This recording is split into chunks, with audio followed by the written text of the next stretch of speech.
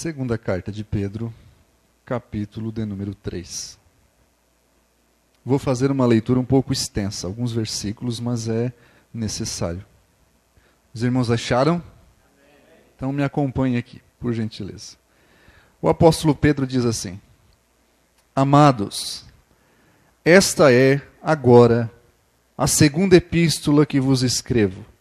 Em ambas, procuro despertar com lembranças a vossa mente esclarecida, para que vos recordeis das palavras que anteriormente foram ditas pelos santos profetas, bem como do mandamento do Senhor e Salvador, ensinado pelos vossos apóstolos, tendo em conta, antes de tudo, que nos últimos dias virão escarnecedores com seus escárnios, andando segundo as próprias paixões e dizendo: onde está a promessa da sua vinda?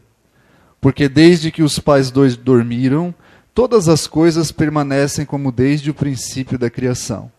Porque deliberadamente esquecem que, de longo tempo, houve céus bem como terra, a qual surgiu da água e através da água pela palavra de Deus, e pelo qual veio a perecer o mundo daquele tempo afogado em água. Ora, os céus que agora existem e a terra, pela mesma palavra, têm sido entesourados para fogo, estando reservados para o dia do juízo e destruição dos homens ímpios.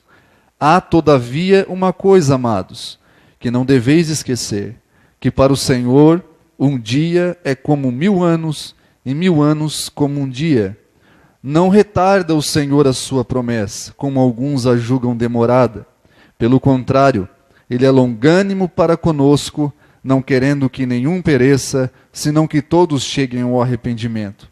Virá, entretanto, como ladrão o dia do Senhor, no qual os céus passarão com estrepitoso estrondo, e os elementos se desfarão abrasados. Também a terra e as boas obras que nela existem serão atingidas. Visto que todas essas coisas hão de ser assim desfeitas, deveis ser tais como os que vivem em santo procedimento e piedade, esperando e apressando a vinda do dia de Deus, por causa do qual os céus incendiados serão desfeitos e os elementos abrasados se derreterão. Nós, porém, segundo a sua promessa, esperamos novos céus e nova terra, nos quais habita justiça. Coisa maravilhosa, né, irmãos? A palavra de Deus é coisa maravilhosa. Sente, por gentileza, adorando a Deus. Eu quero falar esta noite sobre um tema interessante. Dentro de todos esses textos que eu li, eu quero aqui, com a ajuda de Deus, de forma expositiva, passar por os irmãos as palavras de Pedro e propriamente o que Pedro estava querendo passar à igreja, como nós lemos aqui. E colocando um tema no que eu vou falar, eu posso dizer que o tema desta mensagem é: a esperança permanece. Eu nem vou entrar no quesito de esperança, porque o mundo está desesperado mesmo. As pessoas estão bem desesperadas. E desesperançados, né? É o contrário da esperança, né? É desesperançado. Eles não estão sabendo mais para onde correr, para onde mais pedir socorro. As autoridades já estão perdendo, às vezes, o controle da situação, por causa da violência. Até os bons estão sofrendo, porque a Escritura diz, através da boca de Paulo, que, falando para Timóteo, né, dizendo que Timóteo tinha que tomar cuidado dos homens, porque a fé não é de todos. E ele sabia que, como a fé não é de todos, né, existem homens que não temem a Deus. Como aqueles homens que o salmista Davi diz, né? Os nécios dizem no seu coração: não há Deus. Então, se não há Deus, não há temor a Deus para eles. E se não há temor a Deus, não existe sabedoria. E se não existe sabedoria, eles vivem na ignorância. E se eles vivem na ignorância, eles não estão nem aí para a moral. E se eles não estão nem aí para a moral, eles vão prejudicar o seu próximo. E se eles prejudicam o seu próximo, eles atingem a igreja. E assim vai, sucessivamente. E as coisas vão piorando. Mas Deus, de antemão, já nos preparou para a sua glória. E eu acho isso maravilhoso demais. Deus, com sua soberania, com sua onipotência, com sua onipresença, com a sua presciência, tudo isso Deus já planejou e traz uma palavra para nós de esperança. E é interessante que o verbo esperança não é no sentido de esperar, né? Quando eu falo de esperança, eu falo de esperançar. É diferente de esperar. Porque nós não ficamos esperando de braço cruzado. Quando nós falamos de esperança, nós estamos perseverando, aguardando o Senhor da glória vir nos buscar com confiança. Então nós não estamos de braço cruzado, nós estamos esperançando, porque a esperança, ela não confunde, porque o Espírito de Deus é derramado em nossos corações. É isso que o apóstolo Paulo diz. Então é coisa maravilhosa demais. E quando eu vejo aqui o apóstolo Pedro escrevendo, ele está dizendo no primeiro versículo, se você quiser deixar sua Bíblia aberta, fique à vontade para querer me acompanhar. Mas ele diz no primeiro versículo assim: amados, esta é agora a segunda carta que eu vos escrevo. E em ambas, ou seja, tanto na primeira quanto na segunda, ele está dizendo, em ambas eu quero despertar com lembranças a vossa mente esclarecida. Ele está dizendo para a igreja assim, em outras palavras, eu não vou falar para vocês o que vocês já não ouviram. Porque eu já tinha conversado tete a tete com vocês. Eu também já tinha escrito a primeira carta falando de muitos desses assuntos. Mas é claro, né, assim como Deus fazia com o povo de Israel, dizendo que eles tinham que encucar a lei na cabeça dos seus filhos, né? Eles escreviam a lei em vários lugares para que eles não esquecessem dela, porque é automático da gente ter uma certa amnésia, né? Uma amnésia normal de esquecer as coisas. E ele está dizendo assim, então, eu estou escrevendo para vocês, não é algo novo, porque na primeira carta eu estou procurando despertar em vocês a mente de vocês que está bem esclarecida. E aí ele diz assim, então, agora eu vou continuar escrevendo e vou dizer assim, para que vocês recordem das palavras, né, dos mandamentos do Senhor Jesus, do nosso Salvador, das palavras que os santos profetas, os santos mensageiros da parte de Deus falaram, e também nós, os apóstolos que Jesus chamou para ensinar e dar continuidade neste trabalho no reino de Deus, eu venho lembrar dessas palavras para vocês.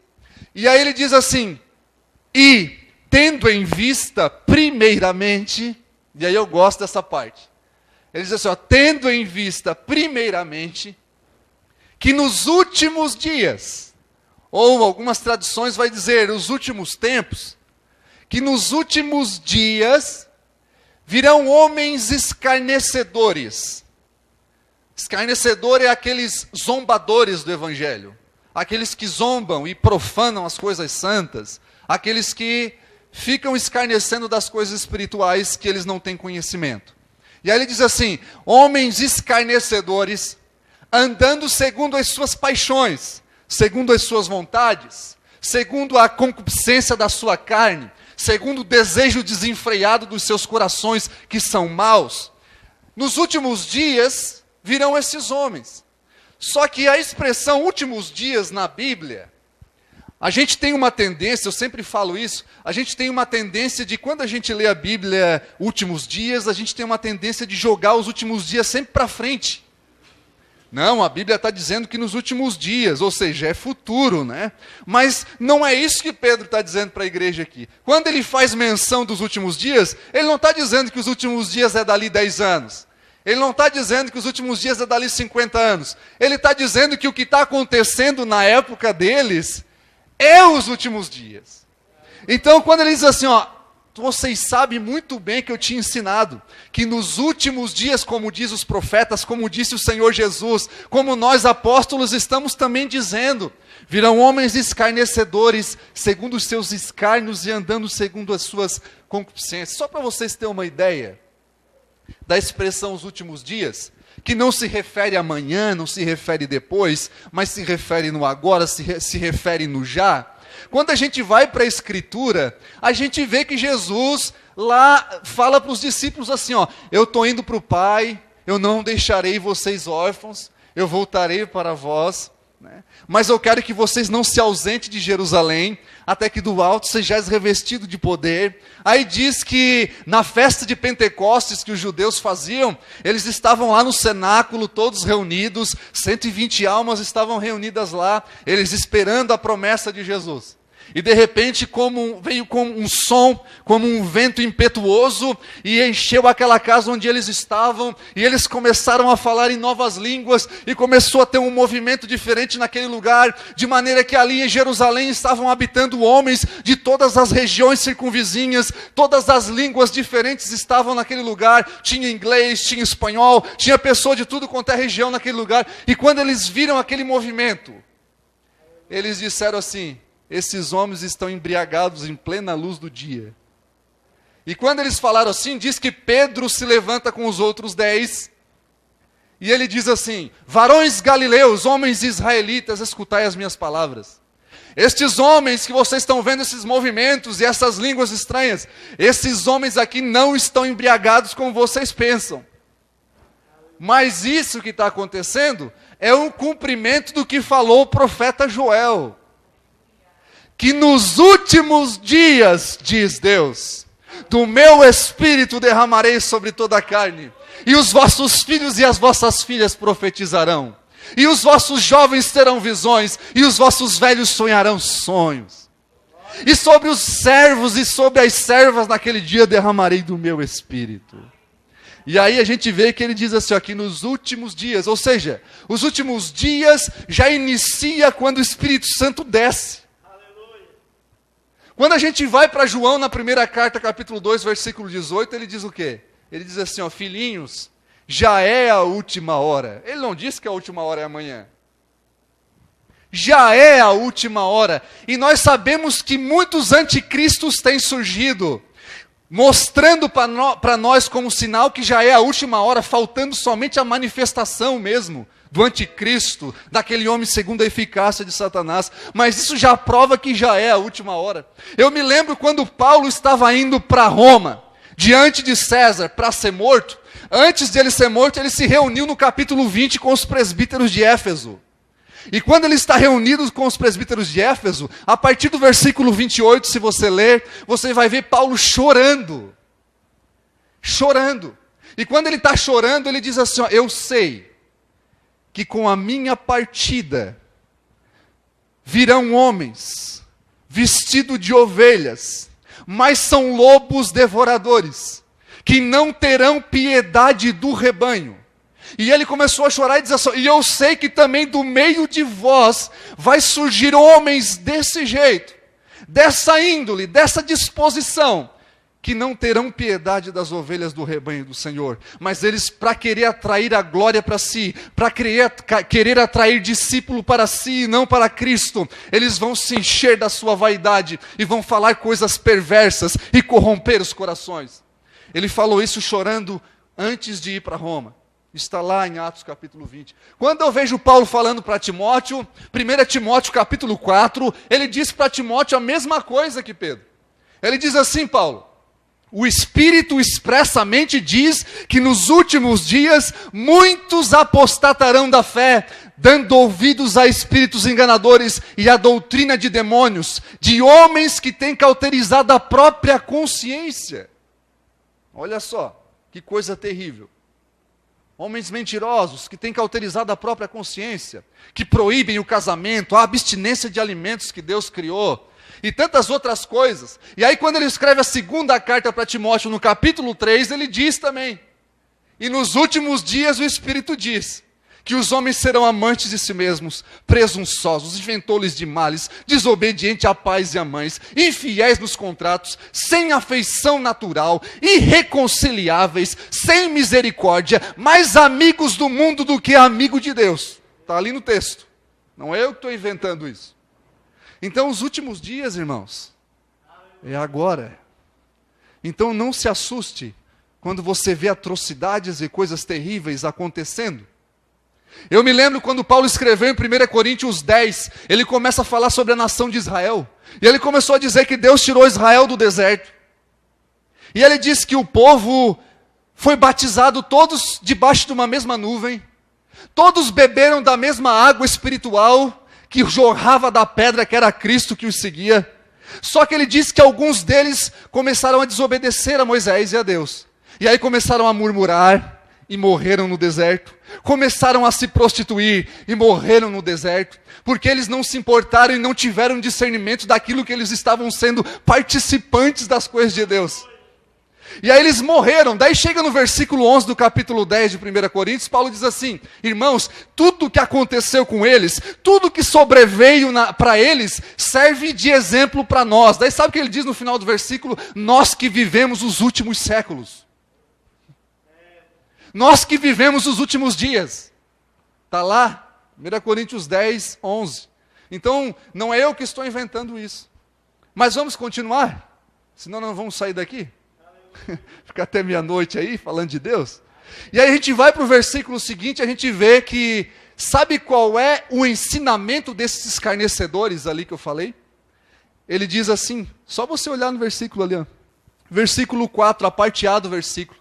Eles dizem, esses homens, onde está a promessa da sua vinda? É uma pergunta, é um ensinamento deles. E aí às vezes a gente olha para essa questão, onde está a promessa da sua vinda? Parece uma coisa simples, mas ela é tão sutil e tão poderosa para atingir aqueles que são fracos na fé, para atingir aqueles que são débeis na fé, aqueles que ainda estão caminhando assim, meio que com o pé resvalando. Quando eles fazem essa pergunta, eu até botei aqui anotado aqui, ó, se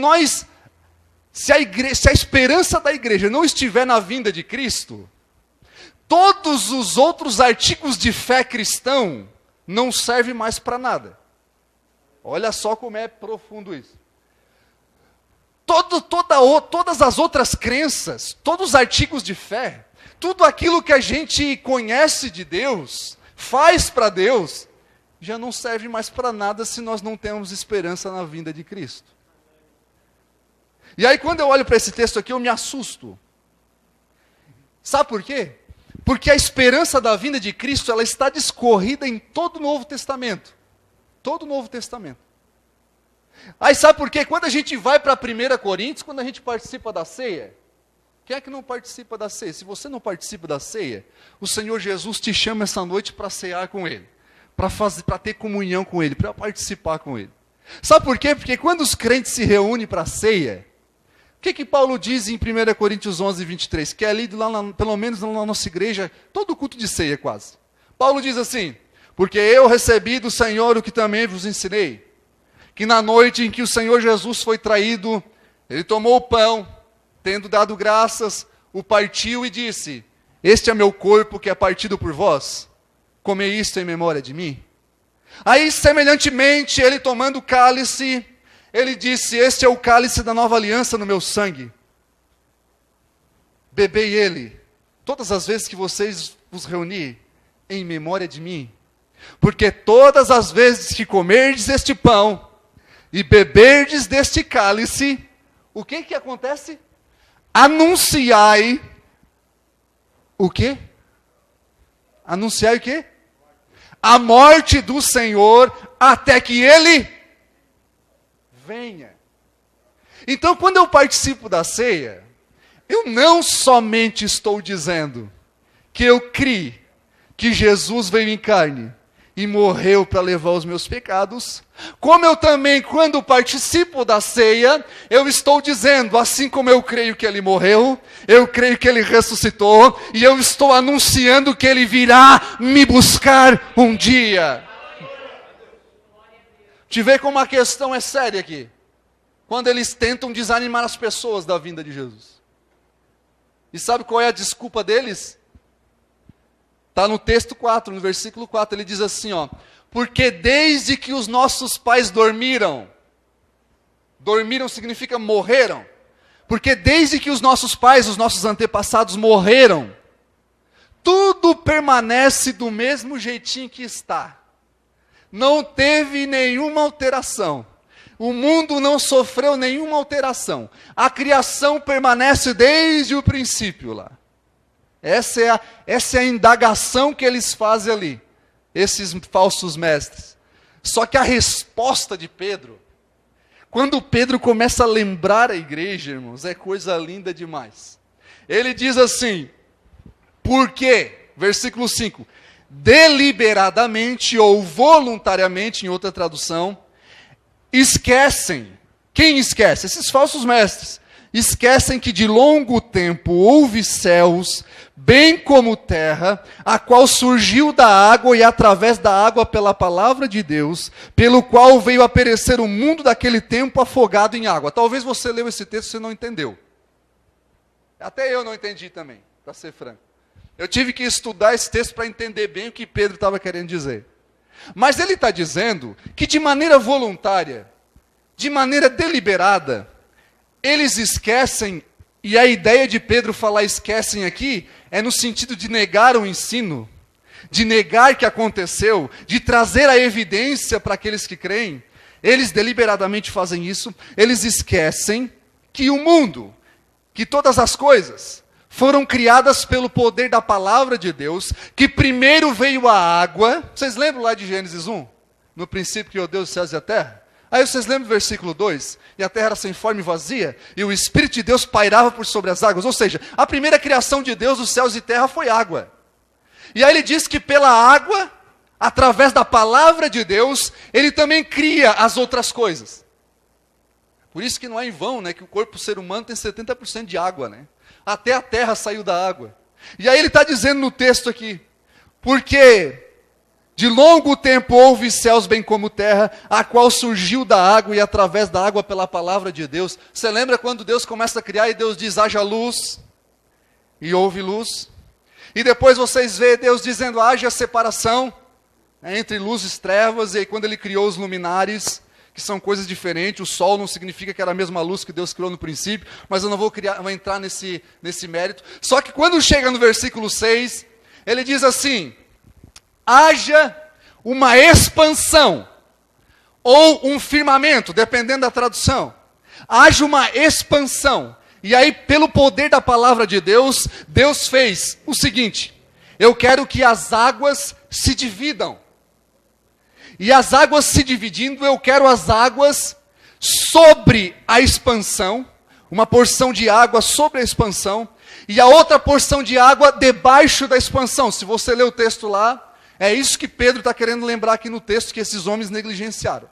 Ele está dizendo que Deus, na hora de criar, Deus separou. E aí Deus pegou um monte de água, colocou em cima, e Deus pegou um monte de água e colocou embaixo. E aí continua dizendo o texto que da água que estava embaixo, Deus disse assim, apareça a porção seca.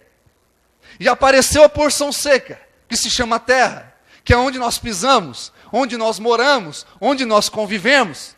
É isso que o texto está falando ali, que Pedro está ensinando. Só que ele diz assim, ó, eles negaram que pela mesma palavra de Deus, através da água, Deus matou todos daquela época, somente preservando a Noé no dilúvio.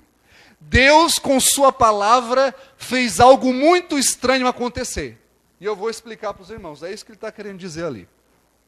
Ele está dizendo assim, ó, esses homens estão dizendo que desde a criação do mundo, tudo parece igual, nada mudou. A criação não houve alteração. Pedro está dizendo assim, ó, eles são mentirosos, porque eles negligenciam uma verdade que eu vou mostrar para vocês, igreja. O mundo original que Deus criou, Deus alterou ele. Deus mudou a sua criação original, porque na criação original de Deus, as águas ficavam em cima, as águas ficavam embaixo. E a expansão que se chama firmamento é esse céu que nós enxergamos aqui diante de nós, que está acima de nós. Só que ele disse que Deus alterou isso.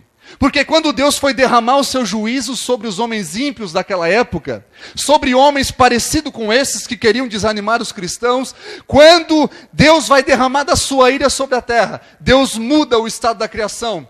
E aí acontece algo estranho. Pedro está dizendo. Ele diz que as águas que estavam sobre o firmamento caíram. E as águas que estavam debaixo do firmamento fluíram. De maneira que água se encontrou com água. Uma coisa terrível aconteceu naquele tempo antigo. E para provar isso para os irmãos, não é somente eu que estou dizendo. Se a gente vai para Gênesis 7:11, você vai ver que diz que se abriu a janela dos céus, que são as nuvens, e a água caiu, e disse que o abismo das águas que estava embaixo transbordou, de maneira que não tinha para onde correr. Ou seja, Deus alterou a sua criação, pela mesma palavra que Ele criou tudo, pela mesma palavra Ele alterou, para trazer o seu julgamento, e para salvar Noé, que achou graça aos seus olhos. E para você entender essa mensagem de Pedro, ele está dizendo assim: agora, irmãos, que nós entendemos que houve mudança, sim, nós não vamos atrás deles não, que não acreditam mais na vinda de Jesus, porque ele continua dizendo assim, ó, agora, irmãos, essa terra aqui que nós vivemos, ela está entesourada para o fogo. Deus prometeu para Noé que não ia destruir mais o mundo com água, mas ele não falou nada de fogo, não. Ele disse para Noé, eu vou colocar o meu arco aqui e com água não destruo mais. Mas Pedro está dizendo que este mundo está reservado para o fogo. Está aqui no texto, não é eu que estou inventando isso. Olha só o que ele diz aqui. Ora, os céus que agora existem e a terra, aqui embaixo, pela mesma palavra têm sido entesourados, têm sido preservados para o fogo, estando reservados para o dia do juízo e da destruição dos homens ímpios. Ele está dizendo, a mesma palavra de Deus, que destruiu aqueles homens ímpios no passado com água, ela está reservando este mundo. Sabe por quê? Pedro está dizendo, porque no momento em que os santos do Senhor subirem, e o Senhor Jesus vir em glória, Ele virá com fogo consumidor, e tudo isso se desfará e se destruirá com o sopro da sua boca e com o poder da sua glória. É isso que ele está dizendo para a igreja. Tudo isso está reservado, e o mundo ímpio que não adora Deus, que escarnece de Deus, que zomba das coisas de Deus, ainda vai provar a ira de Deus conforme aqueles homens do passado provaram. É isso que ele está dizendo no texto. Mas ele deixa uma palavra de esperança. Ele diz assim, há todavia uma coisa, amados, que não deveis esquecer, que para o Senhor um dia é como 1000 anos, e 1000 anos como um dia. Sabe o que ele está dizendo para a igreja? Ele está dizendo assim, meus queridos irmãos, Deus é atemporal. Deus não é temporal como eu sou, que eu estou preso ao tempo, ao espaço. Quando ele diz que 1000 anos para Deus é como um dia e um dia como 1000 anos, ele está falando assim, ó, amanhã para Deus é como se passasse 1000 anos. E se passar 1000 anos para Deus é como se passa um dia. Porque Deus não está preso no tempo. Deus é eterno. E para você entender melhor, Pedro está dizendo o seguinte, irmãos, deixa eu mostrar mais claramente para os irmãos. O passado, o presente e o futuro estão tudo na mesma hora diante de Deus. Para Ele não tem tempo, não tem espaço. Então, o Senhor não retarda a sua promessa como muitos a têm por tardia. Mas Ele é longânimo para conosco. E eu gosto dessa palavra aqui. Ele é longânimo para com quem? Repita, por gentileza, ele é longânimo para com quem? Não é com eles.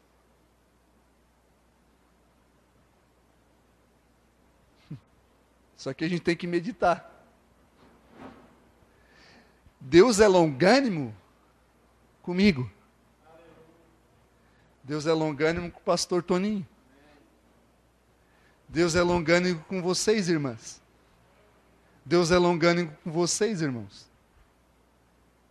O Senhor não retarda a sua promessa, não é para eles, é para nós. Ele não retarda a sua promessa.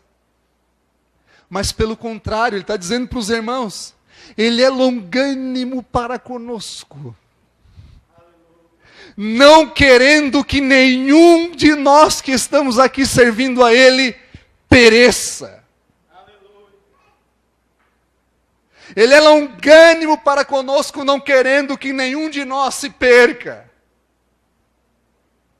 mas que chegue até o final da carreira. Sabe por que o texto está falando que a igreja não está falando com o mundo? Porque nós sabemos que nem todo mundo vai se salvar. E se Deus fosse esperar todo mundo se salvar ao mesmo tempo, isso não vai acontecer. A Bíblia não ensina isso. Então, quando está dizendo que Ele é longânimo para conosco, que Ele é paciente para conosco, a Bíblia está ensinando que Deus, a sua longanimidade para comigo é muito grande. Quando Ele vê que eu estou querendo sair fora, assim, do caminho, Ele me dá um puxão de orelha e a longanimidade dEle vai me ensinando. E a sua misericórdia vai me ensinando e Ele começa a dizer, Jonathan, aquele que persevera até o fim será salvo. Glória seja dada ao teu nome, Jesus. Santo é o teu nome, Jesus. Não querendo que nenhum dos seus escolhidos pereça, senão que todos cheguem ao arrependimento verdadeiro. Tem muitos que ainda faltam ouvir o evangelho que o Senhor está esperando a igreja semear, a igreja lançar a semente. Tem muita alma sedenta de Deus que está esperando a semente chegar aos seus corações, e é isso que Ele está dizendo. Tem muitos escolhidos de Deus que estão espalhados por este mundo, e Deus é longânimo para com eles, Deus é longânimo para a sua igreja, para os seus escolhidos. Que eles não pereçam, mas que eles alcancem o arrependimento e recebam a vida eterna, conforme Deus promete. É isso que Ele está dizendo. E aí Ele diz, virá entretanto como ladrão o dia do Senhor. Vocês lembram? O apóstolo Paulo falou sobre isso. Jesus falou sobre isso, que a sua vinda seria como um ladrão. E Jesus disse que se o pai de família soubesse a hora que o ladrão viesse para roubar a sua casa, ele não dormiria. Ele ficaria vigilante, esperando, para proteger a sua casa, para proteger a sua família do ladrão. E aí Jesus diz assim, ficais vós também apercebidos, porque eu virei a hora que vocês não pensam, a hora que vocês não sabem. Eu virei como um ladrão. E o dia do Senhor virá como um ladrão. E é interessante que Pedro diz aqui, no qual os céus passarão com estrepitoso estrondo, e os elementos se desfarão abrasados, ou seja, vai queimar. Também a terra e as obras que nela existem serão atingidas, ou seja, tudo que existe nesse planeta vai ser atingido pela vinda do Senhor. E ele diz assim, visto que todas essas coisas hão de ser assim desfeitas, ou seja, todo este mundo que o homem tanto ama, a sua casa, o seu carro, a sua roupa, o seu dinheiro lá na conta, tudo que o homem tanto ama, isso vai ser desfeito quando o Senhor Jesus vir na sua glória. E ele diz assim, devais ser tais como os que vivem em santo procedimento e piedade, esperando e apressando a vinda do dia de Deus, pelo qual do céu incendiados serão desfeitos, e os elementos abrasados se derreterão. E aí ele diz, nós, porém, segundo a sua promessa, esperamos novos céus e nova terra, onde habita a justiça. Ele está dizendo, essa terra corrompida pelo pecado, quando o Senhor vir na sua glória, Ele desfará isso aqui. Só que Ele já tem algo preparado para a sua igreja. Eu me lembro de Jesus conversando com os discípulos, e Ele diz assim para eles, não se turbe o vosso coração. Credes em Deus, credes também em mim. Na casa de meu Pai há muitas moradas. Se não for assim, eu vos teria dito, vou preparar-vos lugar. E se for e vos preparar lugar, voltarei para vós, para que onde eu esteja, vós estejais também. Glória seja dada ao nome de Jesus. E aí quando Paulo em 1 Coríntios 15 fala sobre a ressurreição, ele diz no versículo 51, eis que eu vos digo um mistério. Na verdade nem todos dormiremos ou morreremos, mas seremos transformados num abrir e fechar de olhos, ao soar da última trombeta. E os mortos que morreram em Cristo ressuscitarão primeiro, e nós, os que estamos vivos, seremos transformados ao encontro do Senhor nos ares. Será que você acredita nessas palavras? Será que você acredita quando João, no capítulo 21 de Apocalipse, olhou e ele viu a Jerusalém celestial que Deus tinha preparado?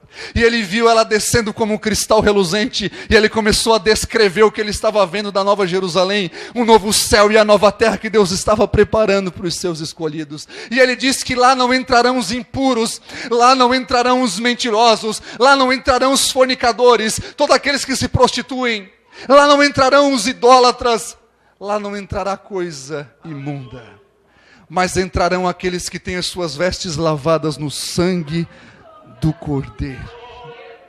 Aqueles que Jesus vai olhar e vai dizer assim, ó, vinde benditos do meu Pai, para o reino que vos está preparado desde a fundação do mundo.